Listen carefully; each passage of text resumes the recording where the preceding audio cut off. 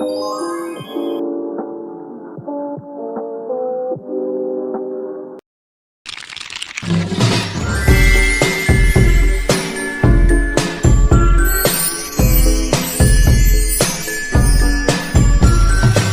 hi class. Now, are you ready for today's discussion? So, I hope you are ready because we will be talking about somehow interesting topics. So, please bear with me if the surroundings are very noisy because it's daytime.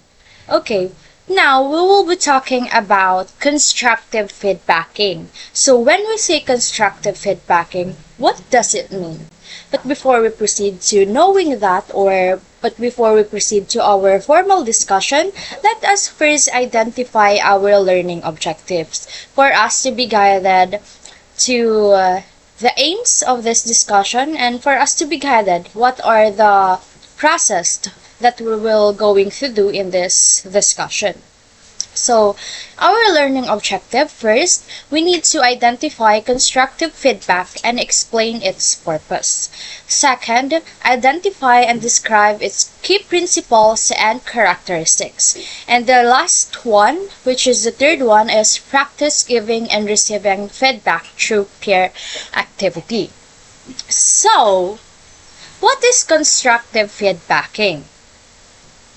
So, in here, in the materials that we have, constructive feedbacking is a communication that focuses on improving person's skills, behavior, and performance. So, meaning, when we say it is a communication, it means that it is a purposeful communication that aims to help someone to be better and well, or specifically help the students to do well next time. Okay? So it focuses on improving person's skills. Why? Because it says here that it improves person's skills, of course, because it offers guidance on how to do something better or more efficiently. Because, when we somehow receive feedback, we are aware for the things that we need to do right and we need to do well. So that is the meaning of it improves person's skills. And when it comes to behavior, of course, constructive feedbacking is, improves behavior because it shapes the behavior by what? By encouraging the students to have the positive habits and positive energy that they must possess when doing something. And improve performance. Why? This is very important because it also improve performance by helping the students to achieve better result in their goals. Because as we, like, a person specifically, when they receive feedback, or let's say constructive feedback, that feedback helps them to develop personally, helps them to be aware of what they are doing, and to help them being aware on what they must do next and what are the things they need to improve for them to have this a better development that they must have when they receive the constructive feedback. So, does it make sense? So, I hope you understood what I am saying here. And the next one is, it is often delivered in coaching style and can help to build confidence, increase motivation, and create a sense of awareness. So, it is also called, or constructive feedbacking, also called developmental feedback, that uses the coaching approach.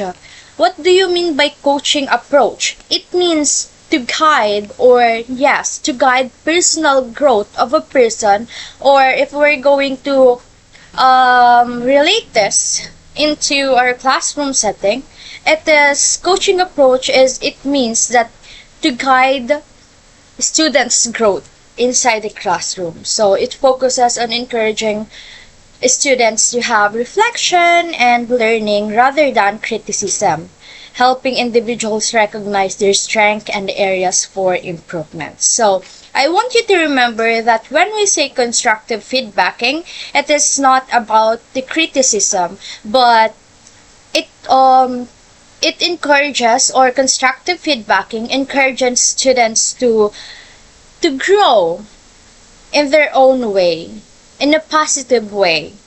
Okay, so that is not a criticism, but rather the constructive feedback helps students for them to be aware of the things that they are doing and for them to develop, okay, to improve their skills and the things that they or the things they need to improve. So that's a very simple. So I hope you understand.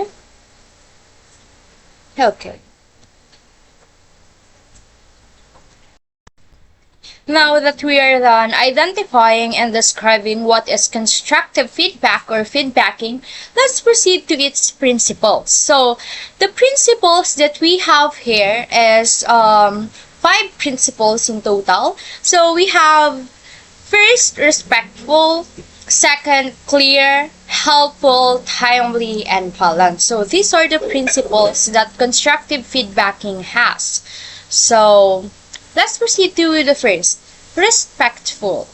What do we mean by respectful? So we need to know that constructive feedback needs to be respectful. So feedback should be kind and polite, not rude or embarrassing. Why? It is very important for you to be respectful when giving feedback. Because when you are respectful enough and you are being polite and kind, the students or the person that you are giving feedback will listen to you, will, somehow believe in what you are saying because you are being kind and polite. You are being respectful because, we can say that if someone give us feedback and they are being rude, do you think the students will listen to you? No, because they will think that you are being arrogant just because you are giving your feedback to them. So you need to be respectful. A little kindness and politeness you need to have when giving feedback for them to listen and for them to do the things that you are saying, to apply the feedback that you are giving to them. Okay, so respectful because it shows care for the person's feeling. So it is very important that you need to feel, or as a teacher, if you are a teacher and you are giving feedback, you need to care for your students' feeling, because in that they will carefully listen, and it can connect you both for the better outcome that the feedback will have. So it is a need for us to be respectful.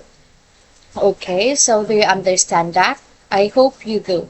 So the second one is clear. Why? Why do we need to be clear when we are giving feedback? It says here that say exactly what the person did well or need to improve.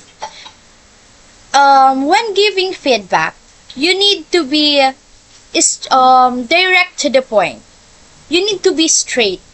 You don't need to use terminologies that doesn't connect for what they are doing. Or yes, you need to be direct to the point. You need to say what the person did well and give suggestions for the things that they need to improve if you think that things needed to or need improvements. Okay, so that is, I'm very sorry, it is very loud outside. So the next one is be specific to so they understand what to change. it is very important for you to be specific, for the students to not, to don't have misinterpretation to the things that you are saying, or for the students to, to don't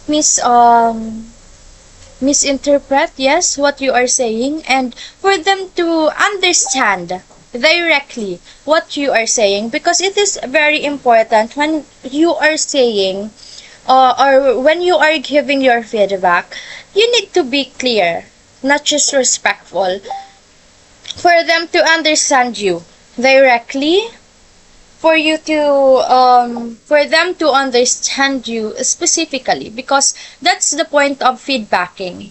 You need to be understood by the person you are giving feedback. So yes. So third is helpful. So why helpful is one of the principles of constructive feedbacking? Because the goal is to help the person grow. Feedback, as I said a while ago, right? Feedback is not a form of criticism. It is, a form of helping someone to grow, or the students to grow. So it is not because you are giving feedback, or you have the authority to give feedback to your students inside your classroom. Yes, we can say that you are authorized in the classroom, so you need to give feedback as much as you want. But you don't give feedback to the students arrogantly or being rude, because we need to remember that feedback is meant to help the person grow. So yes, you need to being helpful. And other thing is, feedback is a communication, right? So if you give feedback to your students, let them talk, or because probably they want to say something, why they did that, or why did they perform the task that way. So that you need, am I being right? Yes, you need to have conversation so that you understand each other. So understood. So another is, feedback should guide, not shame. Okay, if you are giving feedback, it should be a guide. A student must take it as a guide, not a shame. Because when feedback is taken as a shame, students can't apply that. Because what will they remember is that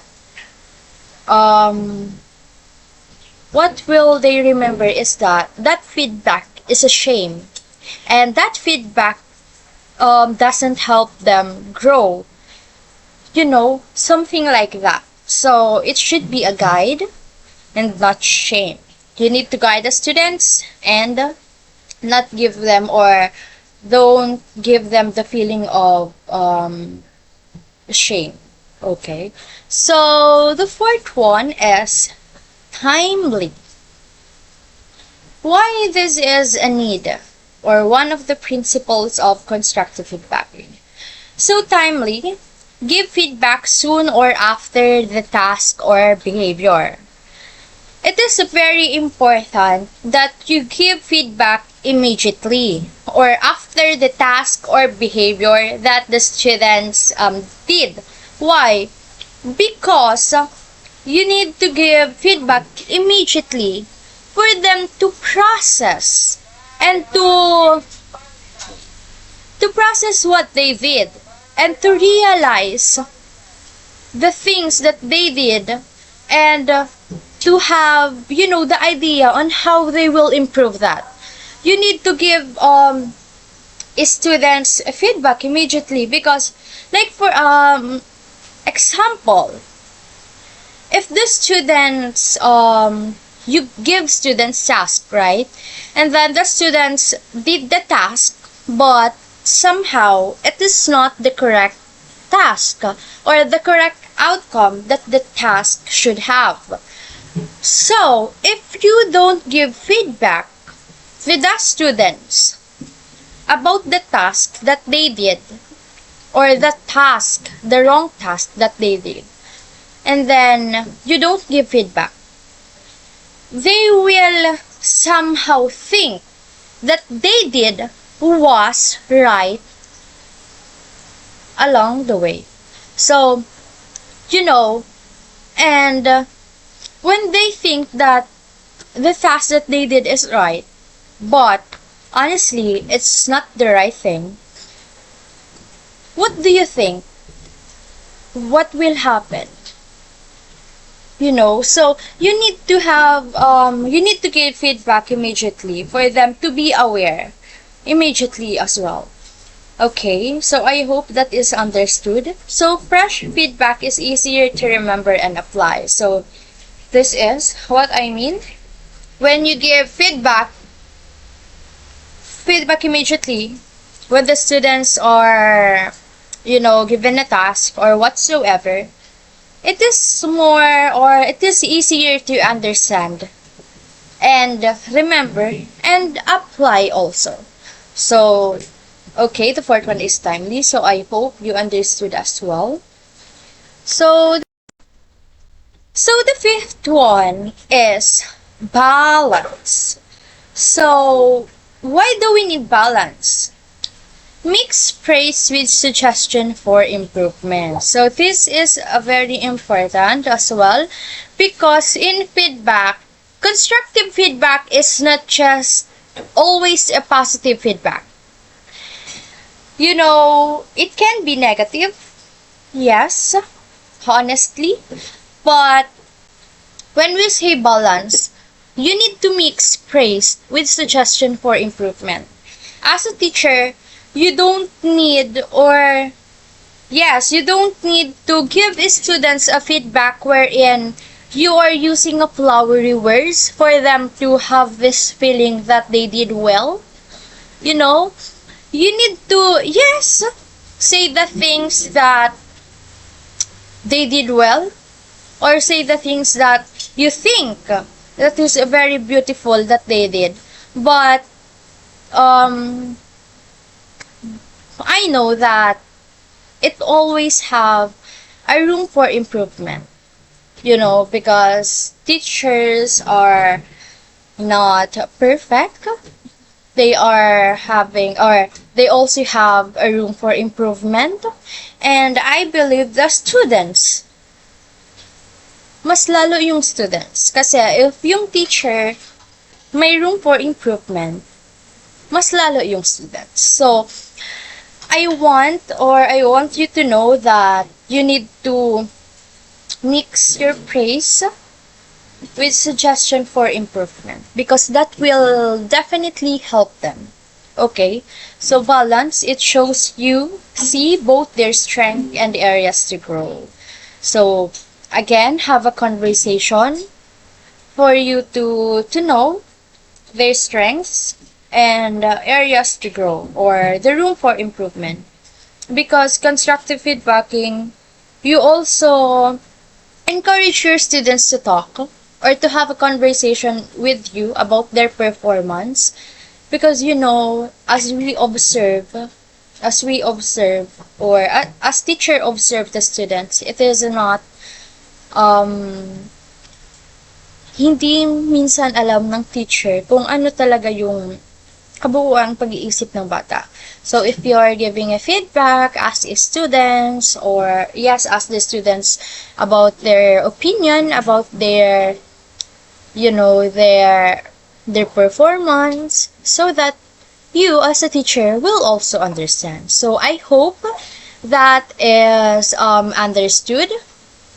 So what are the principles? We have respectful, clear, helpful, timely, and balanced. So yes, thank you. So that are the principles. Now that we are done about the principles, of course, let's proceed to the last part of this discussion, which is the characteristics. So we will be talking four characteristics here. The first one is easy to understand, the second one is focus on goals, the third one is encouraging, and the fourth one is two-way. So let us know what are these. So first, easy to understand. Why it is why easy to understand? One of the characteristics, because feedback should be understandable for the student to grasp the things that you are giving to them, the things that you are saying to them, okay? So easy to understand, use simple and clear words. As a teacher, and when giving your students a feedback, use simple words. You don't need to use a deep terminologies to the point that your students would not understand that. Because how can student understand a very a deep terminologies when you're just giving feedback? So you need to direct to the point, use simple words and clear words so that your students can understand, and when they understand, they will apply the things that they learn from you. Okay? So the second one is person should quickly get your message. So that is the purpose of the characteristic easy to understand. When you give feedback, the student should quickly get your point or your message for them to be aware of the things that you are saying. So simple as that. So do you understand? Yes. So sorry, I really have, or I'm not feeling well. So the second one is focus on goals. So feedback should connect to what the person is trying to achieve. Let us remember that when you are giving feedback, you don't give feedback unrelated to the things you want to say to the students. Feedback, or the feedback that you are supposed to give to the students, must have connection to the person's performance. Because, like for example, if you are giving feedback about the discussion or the reporting of your students, and then you must give feedback about his or her performance only. You can give feedback about the other aspect that the students did. Focus on goals.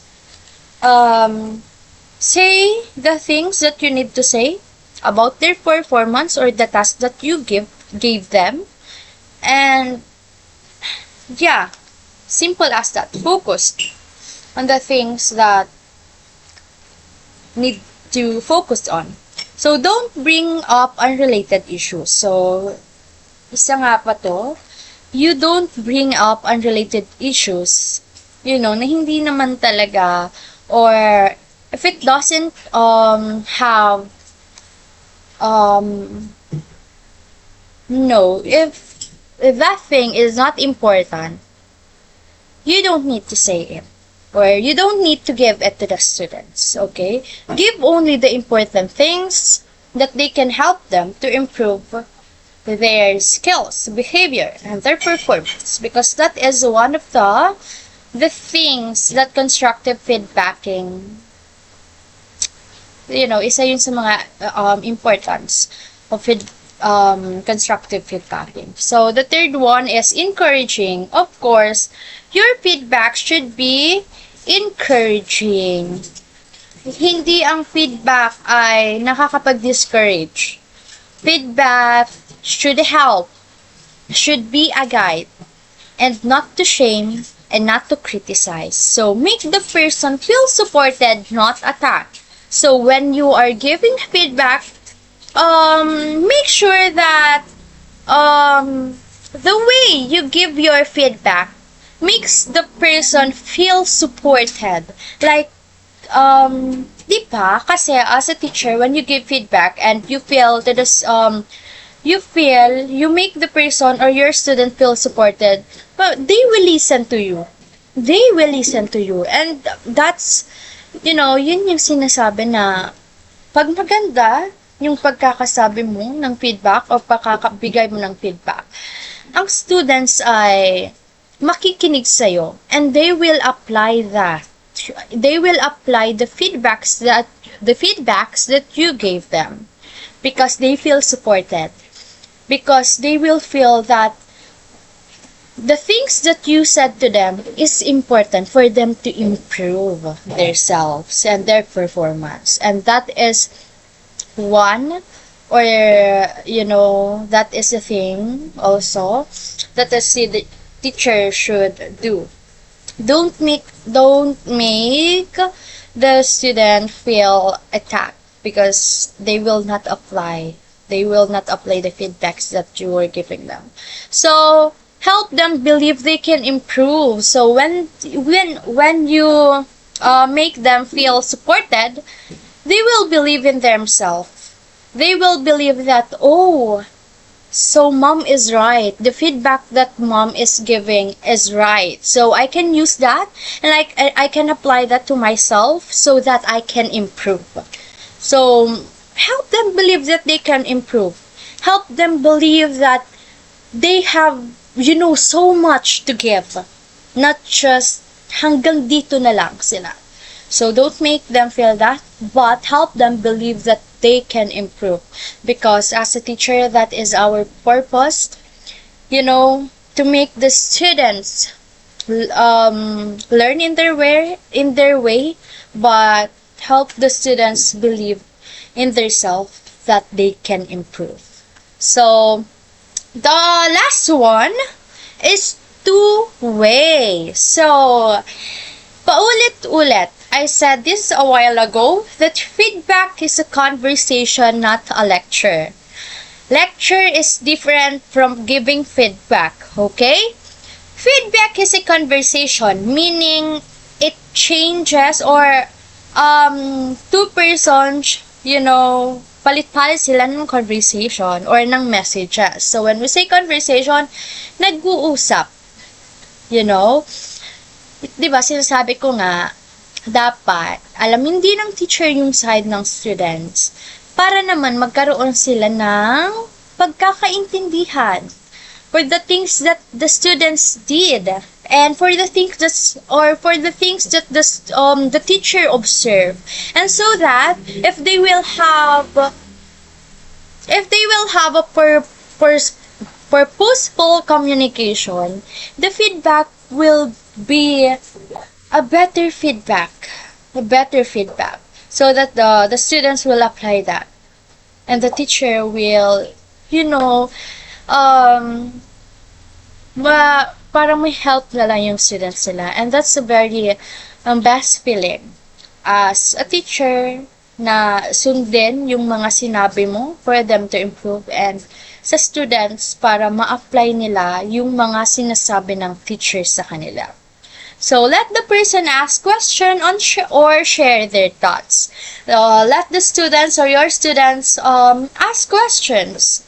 Bakit need kong i-improve yon? Bakit need kong i-improve to? Because that is very important for them to have, the understanding. Kasi minsan, di ba, they tend to realize things when it is well explained.